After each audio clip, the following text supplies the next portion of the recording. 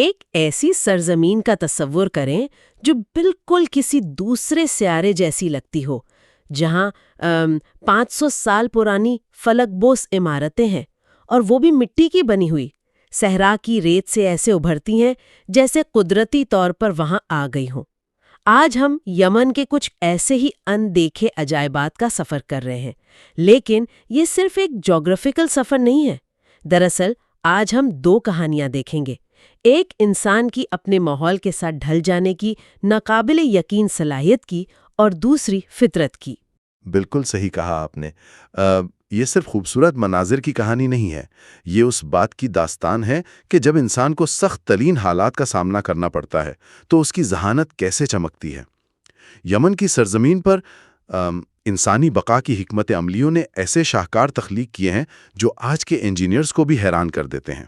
اور پھر سقطرہ ہے، جہاں فطرت نے خود کو ایسے ڈھالا ہے کہ وہ کسی سائنس فکشن فلم کا منظر لگتا ہے۔ تو آئیے پہلی کہانی سے شروع کرتے ہیں، انسان کی ذہانت سے۔ جب میں نے پہلی بار شبام شہر کی تصویر دیکھی تو مجھے لگا کہ یہ فوٹو شاپ ہے۔ مٹی کی بنی اونچی اونچی عمارتیں ایک دوسرے سے جڑی ہوئیں صحرا کے بیچ میں۔ اسے صحرا کا مینہٹن کہتے ہیں نا؟ جی، اور یہ نام بالکل فٹ بیٹھتا ہے۔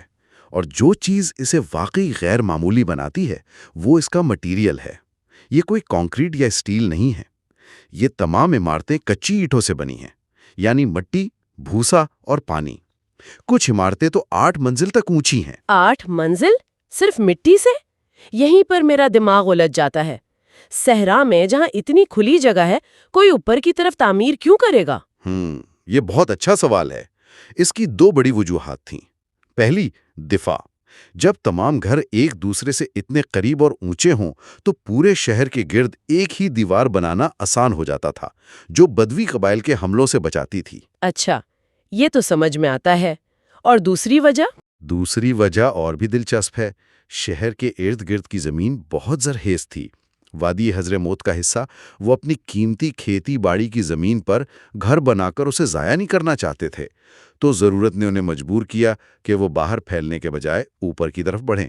واہ، یعنی ضرورت نے انہیں نہ صرف انجینئر بلکہ بہترین شہری منصوبہ ساز بھی بنا دیا۔ اور یہ سوچ کہ کس طرح مشکل حالات میں زندہ رہنا ہے، یہ صرف شبام تک تو محدود نہیں ہوگی۔ بالکل نہیں۔ اگر آپ الحجیرہ جیسے گاؤں دیکھیں تو یہ ذہانت ایک اور ہی سطح پر نظر آتی ہے۔ یہ گاؤں کسی وادی میں نہیں بلکہ ایک سیدھی کھڑی چٹان کے کنارے پر بنا ہوا ہے۔ ایسا لگتا ہے جیسے گھروں کو پہاڑ پر چپکا دیا گیا ہو۔ یہاں اصل چیلنج دفاع سے زیادہ پانی کا تھا۔ ایک منٹ، یہ بات مجھے تھوڑی حیران کر رہی ہے۔ ہم ایک ایسے خطے کی بات کر رہے ہیں جو پانی کی کمی کے لیے مشہور ہے، اور آپ کہہ رہے ہیں کہ انہوں نے ایک چٹان پر بنے گاؤں میں پانی کا نظام بنا لیا تھا؟ جی، اور ان کی ٹیکنالوجی تھی، ان کی سمجھداری۔ انہوں نے چٹانوں میں ہی باریک نالیاں اور راستے تراشیں۔ جب بھی بارش ہوتی، پانی ان نالیوں سے بہتا ہوا نیچے بنے ہوئے بڑے بڑے حوضوں میں جمع ہو جاتا۔ یہ نظام اتنا مؤثر تھا کہ وہ پورے سال کے لیے پانی ذخیرہ کر لیتے تھے۔ ہر قطرہ قیمتی تھا۔ تو جو چیز مجھے سمجھ آ رہی ہے وہ ایک مشترک سوچ ہے، چاہے شبام میں زمین بچانا ہو یا الحجرہ میں پانی جمع کرنا۔ یہ سب کچھ محدود وسائل کا بہترین استعمال کرنے کے بارے میں ہے۔ اور جب ہم وسائل کے انتظام کی بات کرتے ہیں تو میرے ذہن میں سیدھا مغرب کا قدیم شہر آتا ہے۔ آپ نے بالکل صحیح نبض پکڑی۔ مغرب اس ذہانت کی شاید سب سے بڑی مثال ہے۔ یہ شہر کبھی ملکہ سبا کی طاقتور سلطنت کا مرکز تھا، اور اس کی خوشحالی کا سارا انحصار ایک ہی چیز پر تھا: عظیم مارب ڈیم۔ یہ کوئی آج کا ڈیم نہیں تھا، یہ 2500 سال سے بھی پرانا تھا اور اپنے وقت کا ایک انجینئرنگ معجزہ تھا۔ اس نے صحرا کے بیچ میں ہزاروں ایکڑ زمین کو سیراب کیا، اور اس نے صرف زراعت کو ہی نہیں بدلا ہوگا، ہے نا؟ اس سے تجارت کو بھی بہت فروغ ملا ہوگا۔ میں نے پڑھا ہے کہ یہ شہر لبان اور مر کی تجارت کا مرکز تھا۔ یہ چیزیں اتنی قیمتی کیوں تھیں؟ لبان یعنی فرینکنسنس اور مر یعنی مر، یہ خوشبودار گوند ہیں جو خاص درختوں سے نکلتی ہیں۔ قدیم دنیا میں یہ سونے کے برابر تھی۔ انہیں مندروں میں جلایا جاتا تھا، عطریات میں استعمال کیا جاتا تھا۔ مارب ان تجارتی راستوں پر تھا جہاں سے یہ قیمتی سامان رومی سلطنت اور اس سے آگے تک جاتا تھا۔ تو وہ ڈیم صرف پانی کو ہی نہیں بلکہ دولت کو بھی کنٹرول کر رہا تھا۔ پانی کو قابو کرنے کی یہ صلاحیت صرف ایک بڑے ڈیم تک محدود نہیں تھی. مجھے جبل صابر کے بارے میں بتائیں. وہ سیڑھی نما کھیت، وہ تصویریں بھی ناقابل یقین ہیں. جبل صابر ایک اور مثال ہے کہ کس طرح یمنیوں نے زمین کے ہر انچ کو قابل استعمال بنایا. یہ ایک بہت اونچا پہاڑ ہے اور اس کی پوری ڈھلوان پر ہزاروں کے تعداد میں سیڑھی نما کھیت بنے ہوئے ہیں. یہ 2000 سال پرانے ہیں اور انہیں ہاتھوں سے پتھر جوڑ کر بنایا گیا ہے. یہ نہ صرف کھیتی کے لیے جگہ بناتے ہیں بلکہ پانی کو بھی تیزی سے بہہ جانے سے روکتے ہیں. اور آج بھی وہاں کھیتی باڑی ہوتی ہے، چائے اگایا جاتا ہے. جی ہاں، آج بھی یہاں کافی، گندم، جو اور قات اگایا جاتا ہے. یہ پہاڑ ایک مکمل ماحولیاتی نظام ہے. یہاں تک کہ نایاب عربی تیندوے بھی ان پہاڑوں میں پائے جاتے ہیں.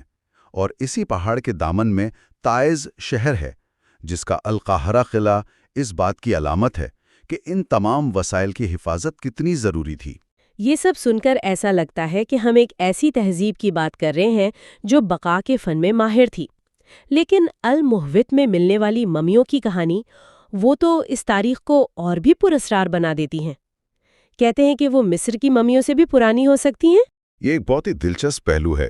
المحوید میں چٹانوں سے تراشے گئے مقبروں سے جو ممیاں ملی ہیں، ان پر تحقیق سے پتہ چلتا ہے کہ یہاں مردوں کو حنوط کرنے کا عمل شاید 3 صدی قبل مسیح سے بھی پہلے شروع ہو چکا تھا. یہ اس خطے کی گہرائی اور اس کے قدیم رازوں کی طرف اشارہ کرتا ہے. قدیم رازوں سے ہم آتے ہیں ایک زندہ تاریخ کی طرف. سنا، دنیا کے قدیم ترین مسلسل آباد شہروں میں سے ایک.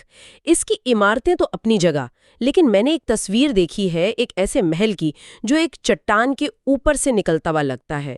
دارالحجر. وہ کہانی کیا ہے؟ سنا خود ایک جیتا جاگتا میوزیم ہے. اس کی عمارتیں، جنہیں اکثر جنجر بریڈ ہاؤسز کہا جاتا ہے، کچی اینٹوں سے بنی ہیں اور ان پر سفید جپسم سے باریک کام کیا گیا ہے.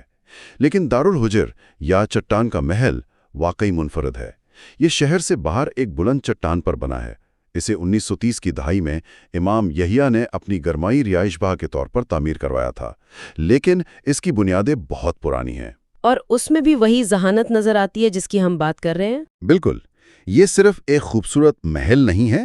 اس کے اندر کمرے، استقبالیہ ہال، غسل خانے اور یہاں تک کہ باغات بھی تھے. اور ان سب کو پانی فراہم کرنے کے لیے ایک 60 میٹر گہرے کنویں سے پانی کھینچنے اور اسے پورے محل میں تقسیم کرنے کا ایک ماڈرن نظام بنایا گیا تھا. آج یہ ایک میوزیم ہے. تو اب تک ہم نے جو کہانی دیکھی ہے وہ انسان کی اپنے ماحول کے ساتھ جدوجہد اور ہم آہنگی کی ہے. لیکن اب ہم اس سفر کے دوسرے حصے کی طرف چلتے ہیں. ایک ایسی جگہ جہاں لاکھوں سالوں سے انسان کی مداخلت نہ ہونے کے برابر رہی اور فطرت نے خود کو ایسے عجیب و غریب طریقوں سے ڈھالا جو کہیں اور نہیں ملتے. ہم سکترا جزیرے کی بات کر رہے ہیں. سکترا کو بحر ہند کا گلاپیگوس کہا جاتا ہے اور یہ کوئی مبالغہ نہیں ہے.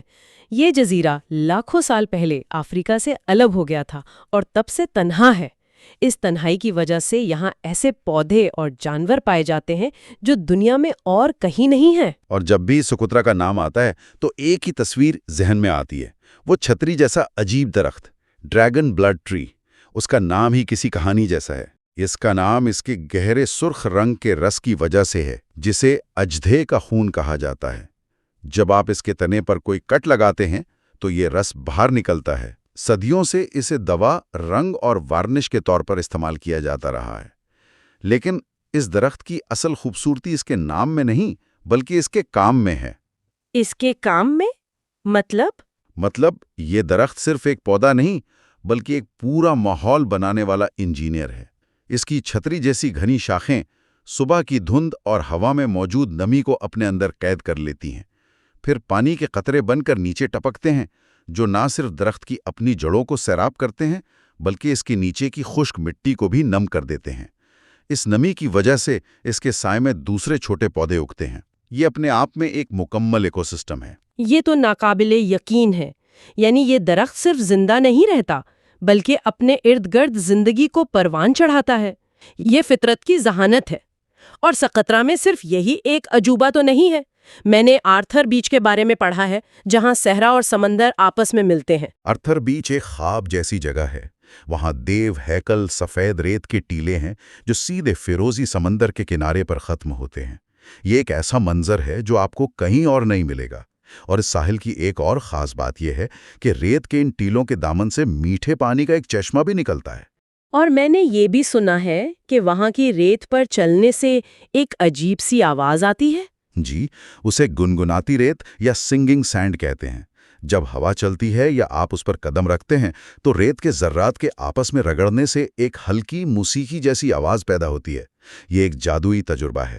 اور اگر آپ کو ڈالفن سے محبت ہے تو شاپ بیچ آپ کے لیے ہے۔ وہاں اکثر بوٹل نوز اور سپنر ڈالفن کے غول لہروں کے ساتھ کھیلتے ہوئے نظر آتے ہیں۔ یہ سب سن کر ایسا لگتا ہے جیسے ہم کسی اور ہی دنیا کی بات کر رہے ہیں۔